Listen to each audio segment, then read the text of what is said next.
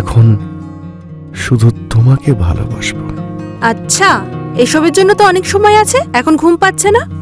তুমি এত সুন্দরী, আমার ঘুম আসবে কি করে?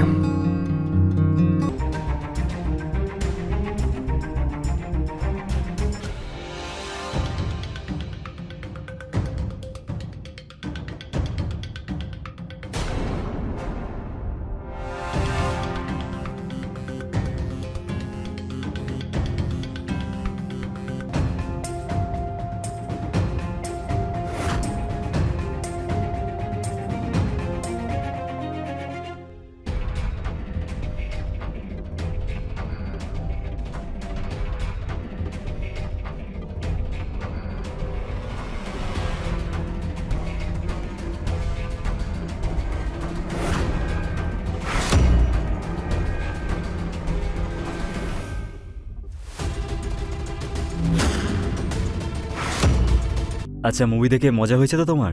খুব। কি মারছিল হিরোটা, ঢিসুম ঢিসুম, আর কি হ্যান্ডসামও ছিল, তাই না? আচ্ছা, কিন্তু একটা জিনিস খারাপ ছিল। কি? হিরোইনটা সুন্দরী ছিল না। আচ্ছা, তুমি হিরোইনকে দেখছিলে? কেন? তুমি হিরোকে দেখতে পারো, আমি হিরোইনকে দেখতে পারি না? না। আচ্ছা, মনে হচ্ছে প্রিয়াংশী ঘুমোচ্ছে, তাই না? হ্যাঁ। এটা ধরো তো, অনেকক্ষণ হয়ে গেছে, ওকে দেখতে হবে। আসো। প্রিয়াংশী, প্রিয়াংশী, প্রিয়াংশী, প্রিয়াংশী, আরে তুই কি ঘুমোচ্ছিস?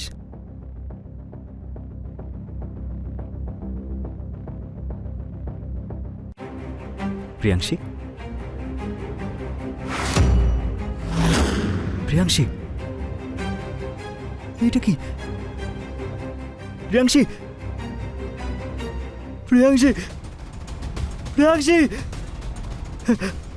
প্রিয়াংশী, প্রিয়াংশী, প্রিয়াংশী, দেখো না একে। প্রিয়াংশী, বাবু, প্রিয়াংশী। বাবু, বাবু কিছু বল না। সুধা, সুধা ডক্টরকে ফোন করো তাড়াতাড়ি। হ্যাঁ, এক সেকেন্ড, এক সেকেন্ড। প্রিয়াংশী, বাবু, বাবু কিছু বল না বাবু। প্রিয়াংশী, হ্যালো ডক্টর, তাড়াতাড়ি আসুন প্লিজ। প্রিয়াংশী সাড়া দিচ্ছে না, প্লিজ তাড়াতাড়ি আসুন। ওঠো প্রিয়াংশী, কি হয়েছে ওর?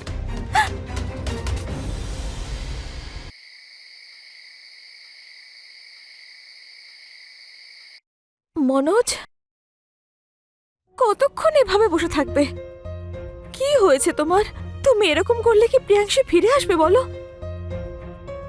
তুমি না ঠিক করে খাচ্ছ, না ঘুমোচ্ছ, কি হয়েছে কি? দেখো, সামলাও নিজেকে, অফিসে যাও, বন্ধুদের সঙ্গে দেখা করো, কোথাও আড্ডা মারো। কেউ চলে গেলে কারোর জীবন তো থেমে থাকে না বলো? কার জন্য যাব? কি? কার জন্য আয় করব? মনোজ, যার জন্য আয় করছিলাম সে তো চলে গেল আমাদেরকে ছেড়ে। আমাদের প্রিয়াংশী তো আমাদের ছেড়ে চলে গেছে।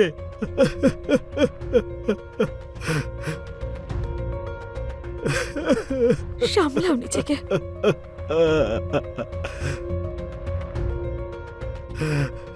প্রিয়াংশী, প্রিয়াংশী, প্রিয়াংশী, কি হয়েছে মনোজ? কি হয়েছে? সুধা, প্রিয়াংশী, প্রিয়াংশী? ও আমার সাথে দেখা করতে এসেছিল। সুধা, প্রিয়াংশী। শোনো, মনোজ, ও আর কোনোদিন ফিরে আসবে না। ও আমাদের ছেড়ে চলে গেছে মনোজ। না সুধা, শান্ত হও তুমি। প্রিয়াংশী আমাকে ডাকছিল। ও না, ও না আমার সাথে খেলতে চাইছিল। ও আমার সাথে খেলতে চাইছিল, বলছিল যে মনোজ। কাকু আসো না, কাকু আসো না, খেলবো। মনোজ, মনোজ, মনোজ শান্ত হও একটু তুমি, সামলাও নিজেকে। প্রিয়াংশী আমাদের ছেড়ে চলে গেছে মনোজ।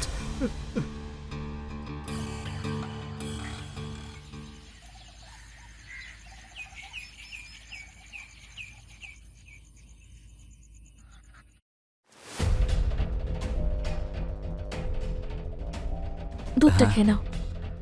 এভাবে কতদিন চলবে? কিচ্ছু খাচ্ছ না, ভালো করে রেস্ট নিচ্ছ না। এইসব করলে কি প্রিয়াংশী ফিরে আসবে বলো? নিজের দিকে তাকিয়েছ একবার? কত দুর্বল হয়ে পড়েছো। দুধটা খাও।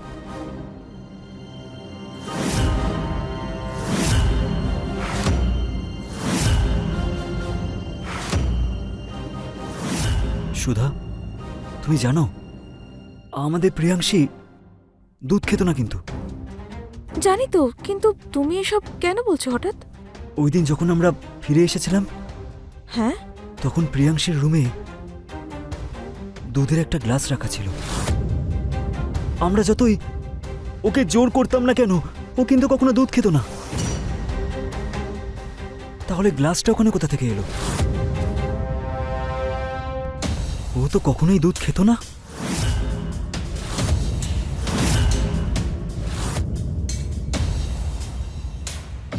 কিন্তু কে বলতে পারে? হয়তো সেদিনই ওর খেতে ইচ্ছে করেছিল। তুমিও না।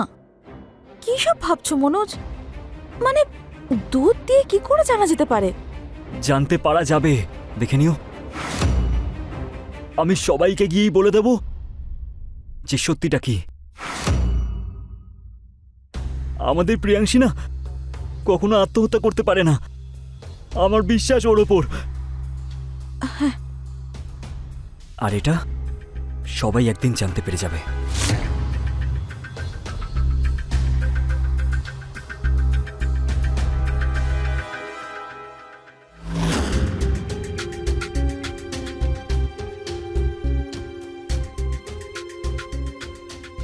দরজায় তালা লাগানো আছে। এত রাতে সুধা কোথায় যেতে পারে? মনোজ, সূর্য কোথায়? কেন, কি হয়েছে? আর সূর্যকে তো আমি অনেকদিন আগেই ঘর থেকে বের করে দিয়েছি। এই চাবিটা আমার ছেলেকে দিয়ে দিও তো। ঠিক আছে, আমি কাজে যাচ্ছি। হ্যাঁ, ঠিক আছে।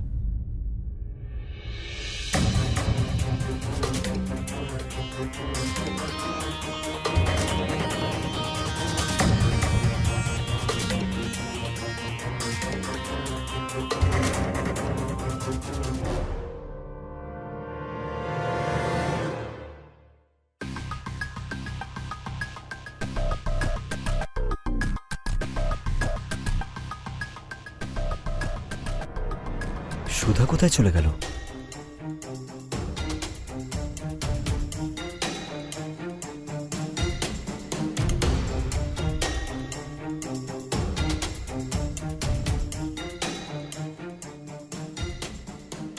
কোথায় গিয়েছিলে সুধা? মন্দিরে গিয়েছিলাম। কিন্তু তুমি এভাবে ঘামছো কেন? যা গরম পড়েছে। কিন্তু তুমিও তো সকাল থেকে বাড়ি ছিলে না, কোথাও গিয়েছিলে। কোথায় গিয়েছিলে তুমি? হ্যাঁ, ওই আমি গেছিলাম একটা কাজে। সব ঠিক হয়ে যাবে, তুমি চিন্তা করো না। আমিও ব্রত রাখতে শুরু করেছি। সব ঠিক হয়ে যাবে। হ্যাঁ সুধা, সব ঠিক হয়ে যাবে।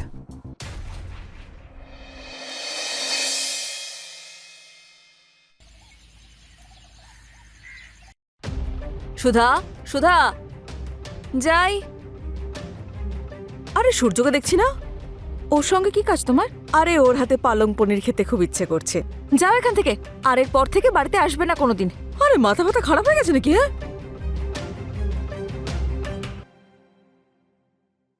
সুধা, কি হয়েছে? কার উপর রাগ দেখাচ্ছিল? আরে কিছু না, ছাড়ো তো। একটু মাথা ব্যথা করছে আমার, আমি একটু বিশ্রাম নিয়ে গিয়ে।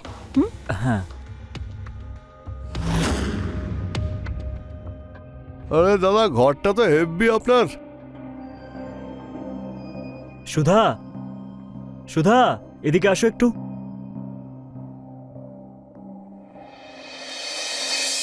ওর নাম সূর্য। তুমি বলছিলে না যে তুমি সারাদিন কাজ করে খুব ক্লান্ত হয়ে পড়ো, তাই আজ থেকে এ তোমাকে সাহায্য করবে। হ্যাঁ দাদা। কাজে যেন কোনো খামতি না থাকে, ঠিক আছে তো? আরে আপনি নিশ্চিন্তে থাকুন। হ্যাঁ, আমার কাজে কোনো অভিযোগ করতেই পারবেন না। আর আমি তো আপনার সব কথা শুনবো। এ কিন্তু তোমার মালকিন, যদি ও তোমার ব্যাপারে কোনো অভিযোগ করে না, তাহলে কিন্তু মাইনে কেটে নেবো। বুঝতে পেরেছো তো? আমাকে নিয়ে একদম চিন্তা করতে হবে না। ঠিক আছে। আচ্ছা সুধা, আমার রাহুলের ওখানে কিছু একটা কাজ আছে, আর মনে হয় আমার আসতে একটু দেরি হতে পারে। তাই তুমি সূর্যকে বাড়ির সব কাজগুলো ভালো করে বুঝিয়ে দিও, ঠিক আছে? ঠিক আছে, হ্যাঁ। সূর্য, হ্যাঁ। মন দিয়ে কাজ করবে, ঠিক আছে? ঠিক আছে সুধা, আমি আসছি। তাড়াতাড়ি এসো। হ্যাঁ হ্যাঁ।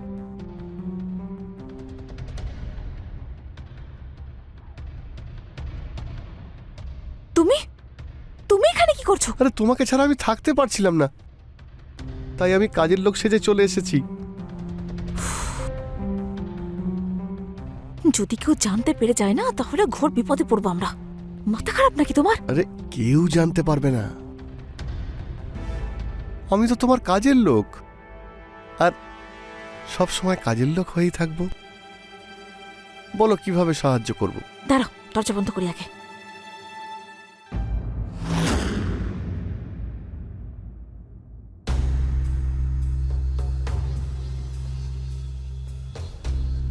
এসো, আগে তোমাকে একটা কাজ দিই, না হলে সন্দেহ করবে মনোজ। আরে তুমি তো সত্যি আমাকে কাজের লোক মনে করছো? হ্যাঁ, কারণ এই গামছা পরে না তোমাকে চাকরি লাগছে।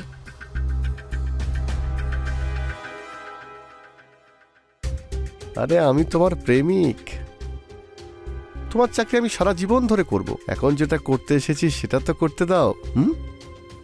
আচ্ছা, তো কি করতে এসেছো? আমি তোমাকে অনেক ভালোবাসতে এসেছি। আর কি করে তা করবে শুনি? এইভাবে। কি করে কি করে কি করে?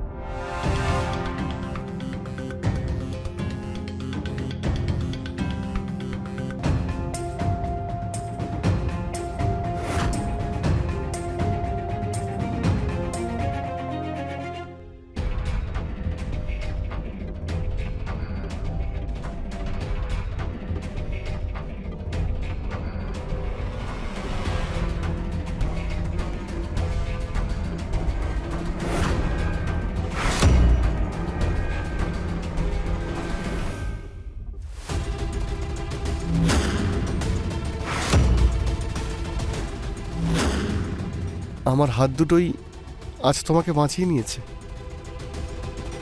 নামো। কোমর। হ্যাঁ, কি হয়েছে? আমার কোমরটা গেল। তুমি তো হাঁটতেই পারছো না।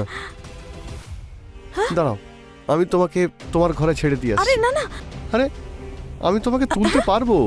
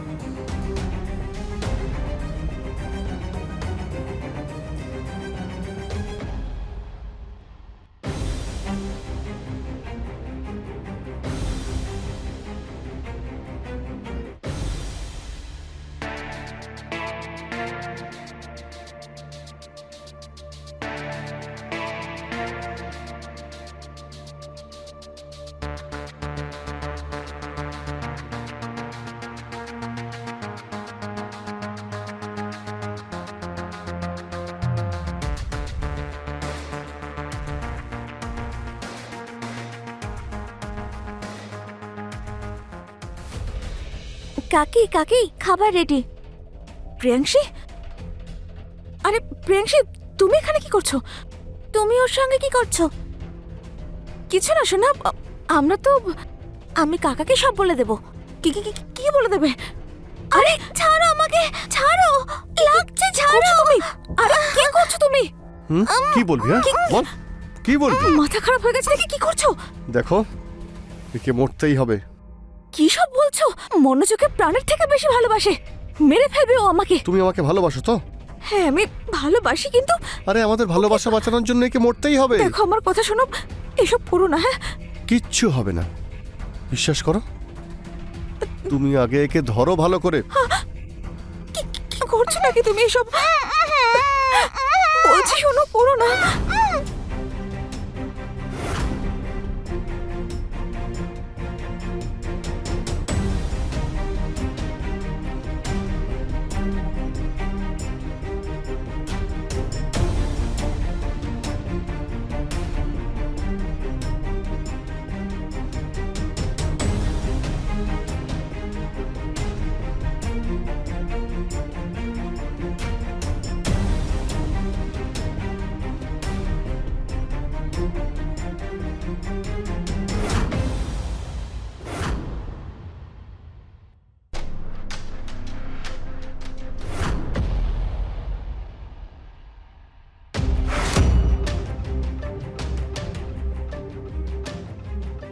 কি এটা?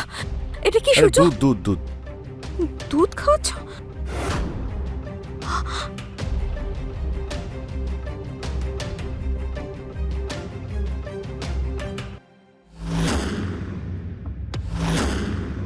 এবার ওকে শুয়ে দাও এখানে, এখানে শোও। হ্যাঁ। তাড়াতাড়ি শোও এখানে, এটা আমায় দাও।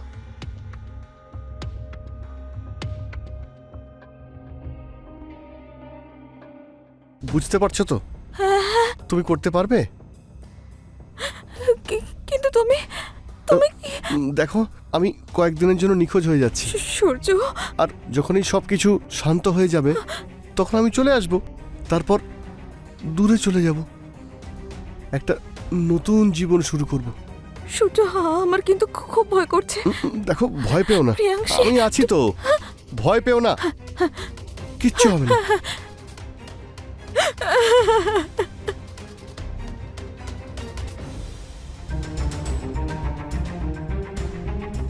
আরে বাহ, আজকে তো পুরো রেডি হয়ে বসে আছো, কি হয়েছে? চলো না কোথাও ঘুরতে যাই।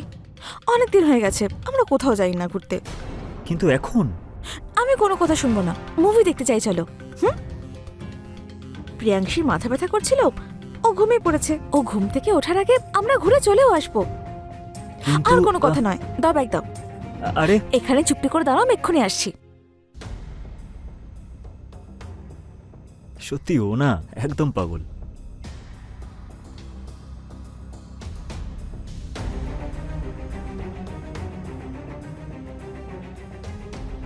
চলো যাই। চাবিটা দাও, চলো।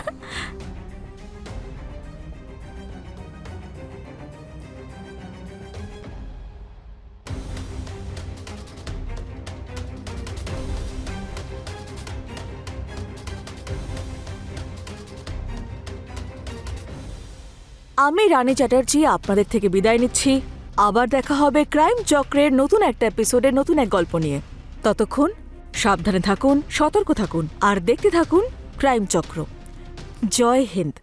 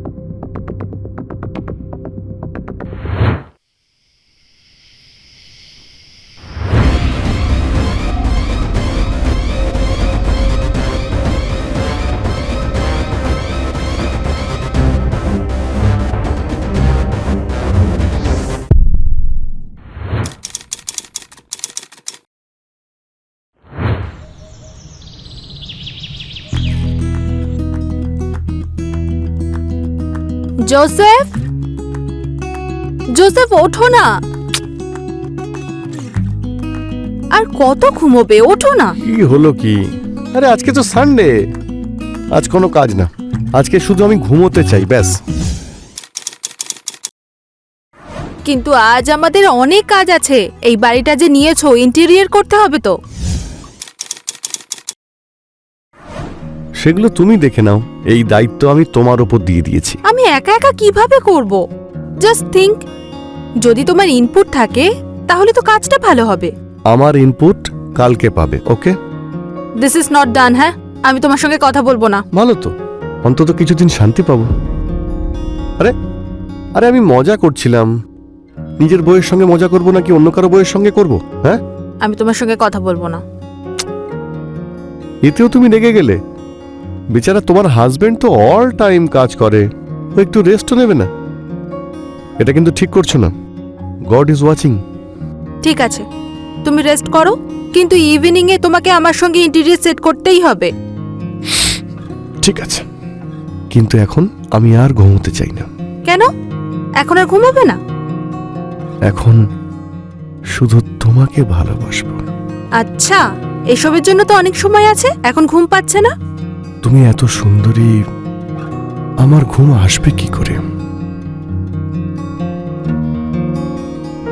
নমস্কার, আমি হলাম কাঞ্চন অবস্থি। আরও একবার আপনাদের স্বাগত জানাচ্ছি এই ক্রাইম চক্রের একটা নতুন এপিসোডে, একটা নতুন কাহিনী নিয়ে। জোসেফ আর রিটা একটা হ্যাপিলি ম্যারিড কাপল। ওদের অনেক দিন হয়েছে বিয়ে হয়েছে। একটা ছোট্ট শহরে জোসেফ একটা কার রেন্টালের বিজনেস করত। ওর কাছে কিছু গাড়ি ছিল, যার মধ্যে একটা গাড়ি ও নিজেই ড্রাইভ করত। জোসেফ খুব মন দিয়ে পরিশ্রম করত। আর জোসেফ রিটা একটা নতুন বাড়ি কিনেছিল, যেটার ইন্টেরিয়রের কাজ ওরা করাচ্ছিল। কিন্তু কেউ ছিল যে ওদের ওপর নজর রাখছিল, যে লুকিয়ে লুকিয়ে ওদের দেখত। যেমন আমরা দেখতে পেলাম যে একটা বোরখা পরে কেউ বড় একটা ব্যাগে করে কিছু নিয়ে যাচ্ছে। আসলে এই ব্যাগের মধ্যে কি ছিল? আসলে কি হয়েছিল? এটা কি কোনো অপরাধের সতর্কবাণী ছিল? কিন্তু আসলে কার সঙ্গে হয়েছিল এই অপরাধ? আসুন দেখে নিই পরের কাহিনী।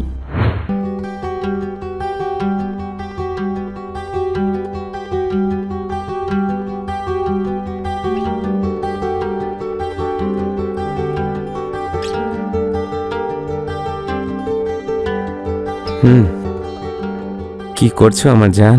তোমার খাওয়ার প্রস্তুতি। আচ্ছা, মাঝে মাঝে আমার মনে হয় যে ভগবান আমার প্রতি কতটা সদয়, তাই না? ভালোবাসার মতো এত সুন্দরী একটা বউ পেয়েছি, আর সে এত ভালো খাবারও বানায় আর আমার খেয়াল রাখে। আসলে কি বলতো, আমি তোমাকে ভীষণ ভালোবাসি, আর আমি চাই আমি তোমাকে পৃথিবীর সব খুশি এনে দেব। তোমার উপর যেন কোনো দুঃখের ছায়া না পড়ে। তুমি যে এই কথা বলো না, সোজা আমার বুকে এসে লাগে। একদিন এভাবে আমার হার্ট অ্যাটাক না হয়ে যায়। এরকম বলো না, আমার ভয় করে। আর মরুক তোমার শত্রুরা, আমার আয়ু যেন তোমার লেগে যায়। আমি তোমার আয়ু নিয়ে কি করব? একা একা আমি বাঁচতে পারবো নাকি? বাঁচতে হলে তোমার সঙ্গেই বাঁচতে চাই।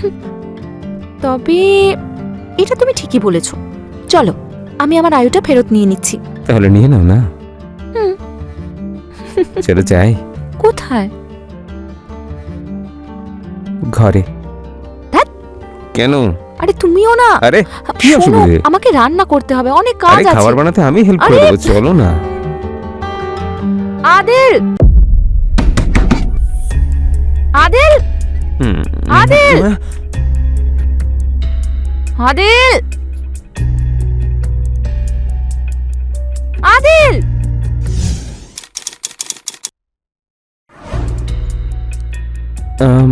সরি মেম সাহেব, ওই একটু চোখ লেগে গেছিল, ঘুমিয়ে পড়েছিলাম। 10টা বেজে গেছে আদিল, আর এখনো তুমি ব্রেকফাস্টটাই বানাওনি। অফিসে যেতে আমার লেট হয়ে যাচ্ছে। তোমাকে এখানে কাজ করার জন্য রেখেছি, বিশ্রাম নেওয়ার জন্য নয়। মেম সাহেব শুধু 2 মিনিট দিন, আমি খাবার তৈরি করে দিচ্ছি। কোনো প্রয়োজন নেই তার। আমি বাইরে গিয়েই কিছু খেয়ে নেব, কিন্তু মনে রেখো দ্বিতীয়বার যেন একই জিনিস না ঘটে, না হলে এই চাকরিটা না তোমার হাত থেকে চলে যাবে। আমার ভালো মানুষের বারবার সুযোগ নিতে চেষ্টা করো না। সরি মেম সাহেব।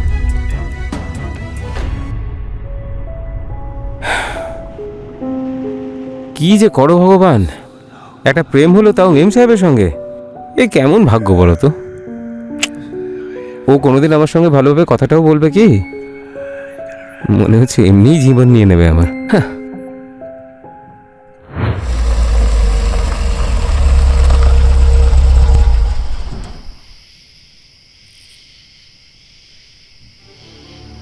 বলছি ম্যাডাম, হুম?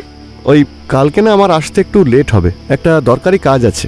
কোনো ব্যাপার না, আমি অন্য ক্যাব করে নেব। এমনিতেও কাল একটা আর্জেন্ট মিটিং আছে, আমায় তাড়াতাড়ি যেতে না হবে। না, তার কোনো প্রয়োজন নেই, আমি অন্য ড্রাইভারের ব্যবস্থা করে দেবো। Oh, so sweet of you, thank you.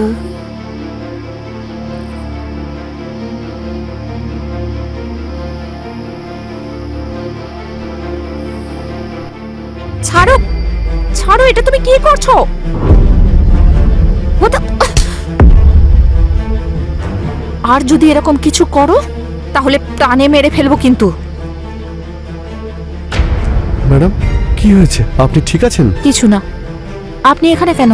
ওই আপনার মোবাইলটা গাড়িতে ফেলে গেছিলেন, তাই দিতে এলাম। Thank you.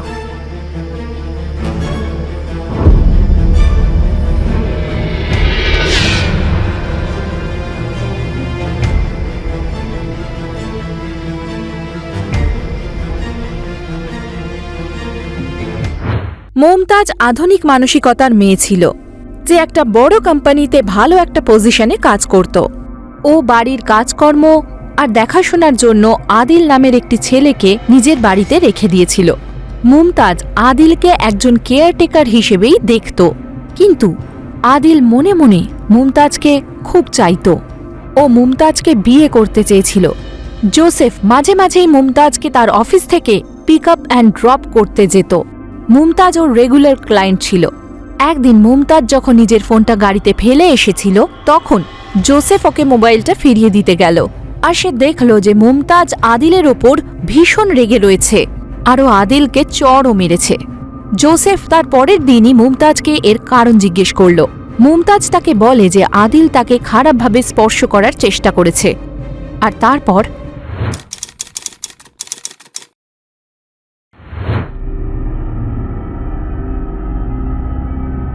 কি হয়েছে?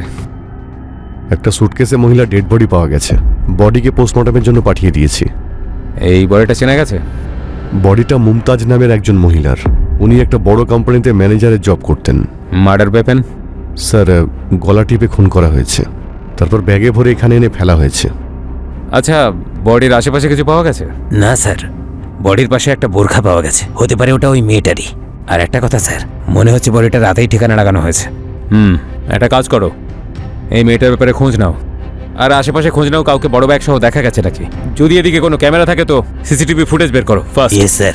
স্যার, ব্যাগটাকে দেখে মনে হচ্ছে যে টেনে হিঁচড়ে এই পর্যন্ত আনা হয়েছে। স্যার, এত দূর এত ভারী একটা ব্যাগ আনা সম্ভব না, তাই না? এটা হতে পারে কিছু দূর পর্যন্ত গাড়িতে আনা হয়েছে, তারপর টানা হয়েছে। স্যার, একটা কাজ করো, এই মেয়েটার অফিসে যাওয়ার খোঁজ নাও যে কারোর সাথে এর কোনো ঝগড়া বা ঝামেলা ছিল কিনা। এর রিজন মার্ডার হতে পারে। Yes sir.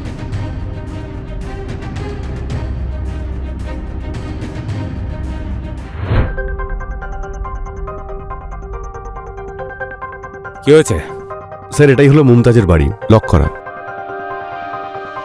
এই আশেপাশে দেখো কোনো সিসিটিভি ক্যামেরা আছে নাকি। দরজা ভাঙো। স্যার।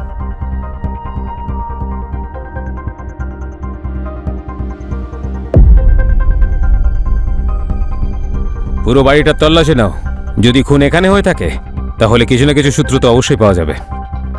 Okay sir.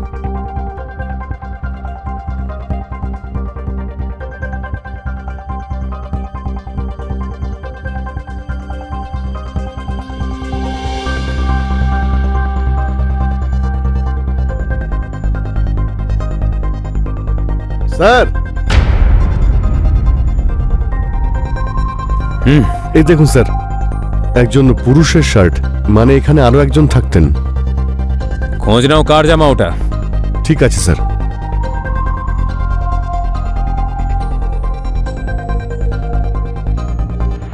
মুমতাজের জীবনে সবকিছু নর্মালি চলছিল, কিন্তু হঠাৎ করে পুলিশ ওর লাশ একটা নির্জন রাস্তার ধারে একটা ব্যাগের মধ্যে পায়। কিন্তু মুমতাজকে আসলে খুন কে করেছে ওই বোরখা পরে কোনো পুরুষ ছিল নাকি মহিলা? আর আদিলই বা কোথায়? আদিলের গায়ে মুমতাজের হাত তোলা আর তার ঠিক পরেই মুমতাজের লাশ এইভাবে রাস্তার ধার থেকে পাওয়া, এটা কি শুধুই একটা কাকতালীয় ঘটনা? যদি তাই হয় তাহলে আদিল হঠাৎ করে কোথায় অদৃশ্য হয়ে গেল? তবে আদিলই কি মুমতাজকে খুন করেছে? পুলিশ মুমতাজের অফিসে খোঁজ খবর নেয়। সেখান থেকে জানতে পারে যে অফিসের লোকেরা মুমতাজের ব্যক্তিগত জীবন সম্পর্কে কিছুই জানে না। মুমতাজ বেশিরভাগই একা থাকতে পছন্দ করত আর কারোর সঙ্গে বেশি কথাও বলতো না।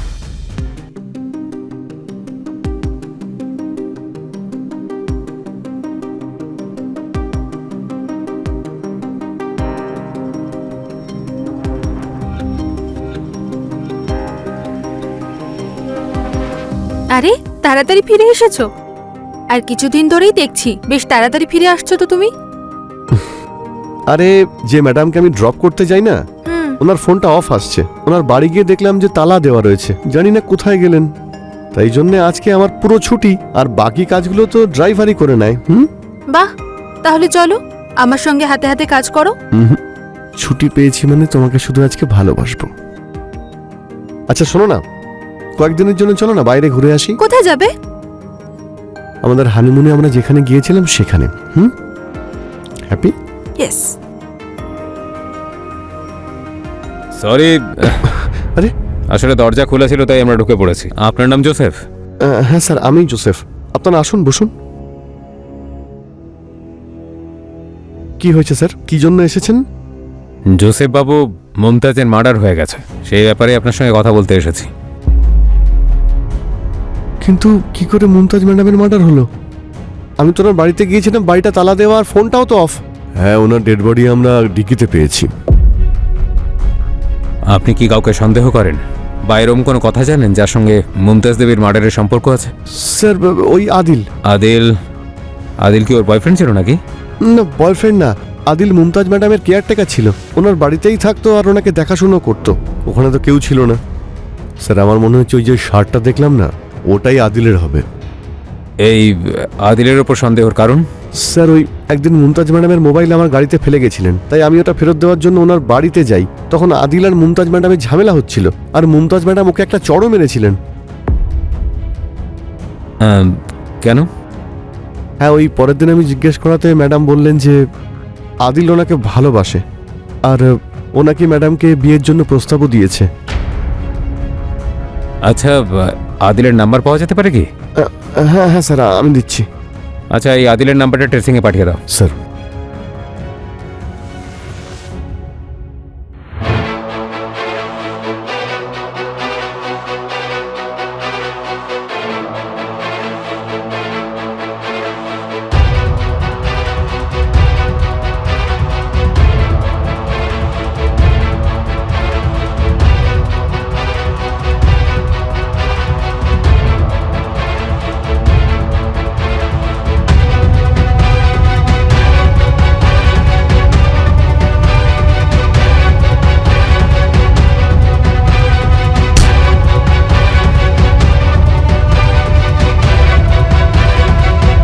জোসেফকে জিজ্ঞাসাবাদ করার পরে পুলিশ এটা জানতে পারে যে আদিল মুমতাজের সঙ্গে জোর জবরদস্তি করতে চেষ্টা করছিল, বা এটাও বলা যায় যে খারাপভাবে স্পর্শ করার চেষ্টা করছিল, যে কারণে মুমতাজ আর আদিলের মধ্যে ঝগড়া হয়েছিল।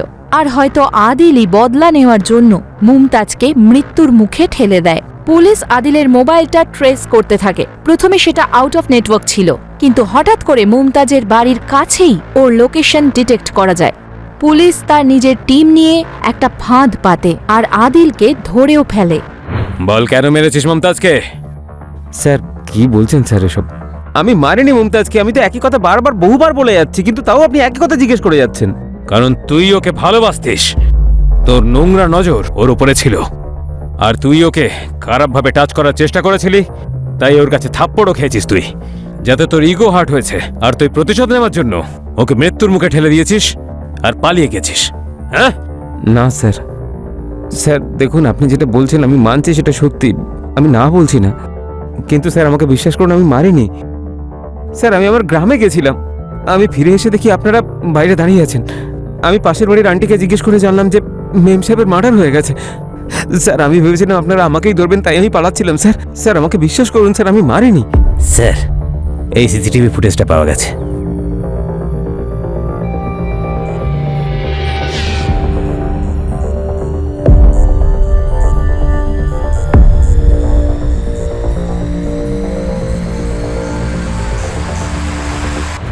Rita, getting late. কি করছো হ্যাঁ, তুমি? আসছি তো। তাড়াতাড়ি করো। আসছি তো বাবা। কি সুন্দর লাগছে তোমায়। চলো, লেটস গো। এই যে জোসেফ বাবু, মার্ডার করে পালাচ্ছেন কোথায়? স্যার, আমি কাউকে মার্ডার করিনি স্যার। স্যার আমরা তো ছুটি কাটাতে যাচ্ছি, ও কেন কাউকে মার্ডার করবে? সেটা তো জোসেফ বাবুই বলতে পারবেন। স্যার, আমি কাউকে মার্ডার করতেই পারি না স্যার। ডেড বডিকে ব্যাগের মধ্যে রেখে টেনে নিয়ে যাওয়ার যে সিসিটিভি ফুটেজ আমরা পেয়েছি, তাতে যে ঘড়িটা দেখা গেছে সেটা আপনার। আর মার্ডার স্পটের পাশে যে পেট্রোল পাম্প আছে, মার্ডারের ঠিক পরেই আপনি ওখান থেকে পেট্রোল ভরিয়েছেন। আরও প্রমাণ আমরা ঠিক খুঁজে নেব। আপনার জন্য ভালো হবে যদি নিজের দোষটা স্বীকার করে নেন, না হলে আপনাকে বেধড়ক মারধর করে আমাদের সত্যিটা বের করতে হবে। বলুন। স্যার, আমি মুমতাজ ম্যাডামকে ওনার অফিসে ছাড়তে আর নিয়ে আসতে যেতাম। আমরা একে অপরকে ভালোবাসতে শুরু করেছিলাম, কিন্তু মুমতাজ আমি বিবাহিত সেটা জানতে পেরে গেছিল।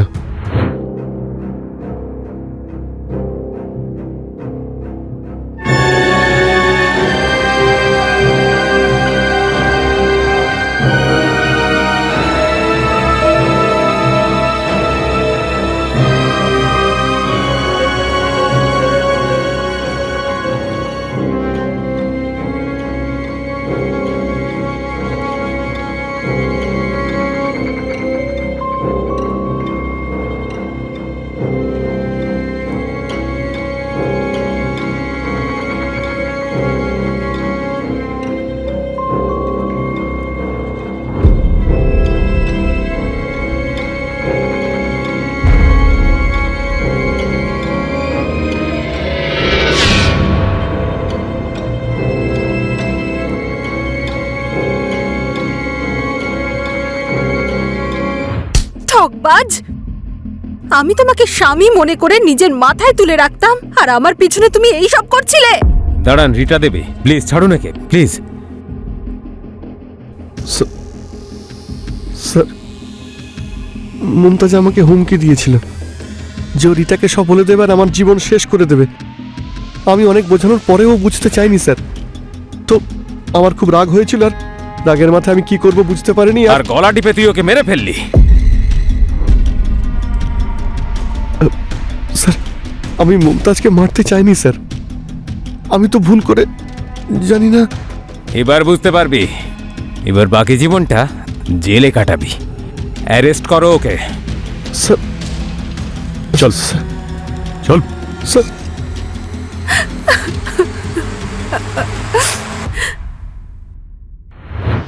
জোসেফ আর মুমতাজ একে অপরকে ভালোবেসে ফেলেছিল।